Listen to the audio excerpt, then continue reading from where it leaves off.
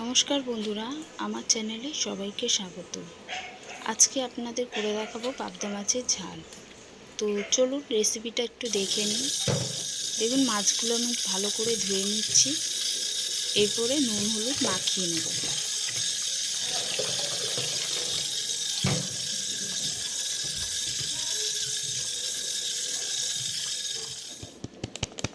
তো মাছগুলো আমার ভালো করে ধোয়া হয়ে গেছে, আর নুন হলুদটাও আমি মাখিয়ে নিচ্ছি।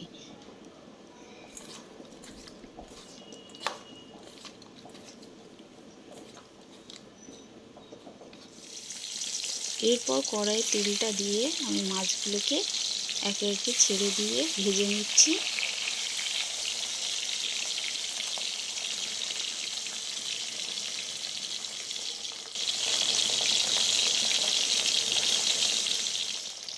দেখুন মাছগুলো আমার ভাজা হয়ে গেছে, আর কড়াইয়ের মধ্যে আমি একটু কালো জিরে ফোড়ন দিয়ে আলুটাকে ছেড়ে দিলাম।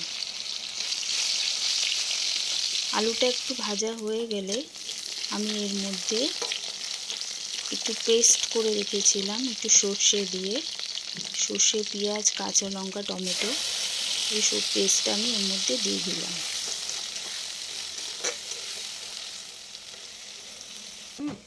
দিয়ে তারপরে মশলাগুলো আমি একে একে দিয়ে দিলাম।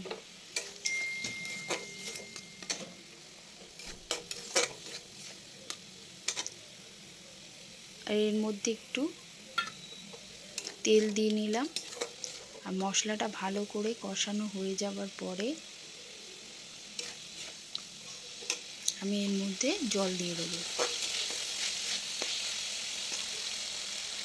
একটুখানি জিরে গুঁড়ো দিয়ে নিলাম, কেন জিরে গুঁড়োটা আমি দিইনি, তো তার জন্য আমি একটু জিরে গুঁড়ো দিয়ে নিলাম।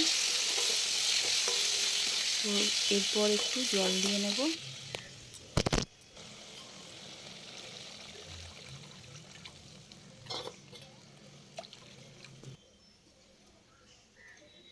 এবার মাছগুলো আমি দিয়ে দিচ্ছি।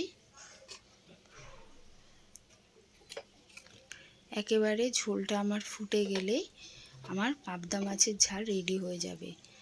আর এই দেখুন ফুটে গেছে, আর ধনেপাতাটা আমি দিয়ে দিলাম। তো আপনাদের কেমন লাগলো বন্ধুরা পাবদা মাছের ঝালের রেসিপিটা? তো ভালো লাগলে প্লিজ একটা লাইক করে দেবেন। তো আজকের মতো টাটা সবাইকে।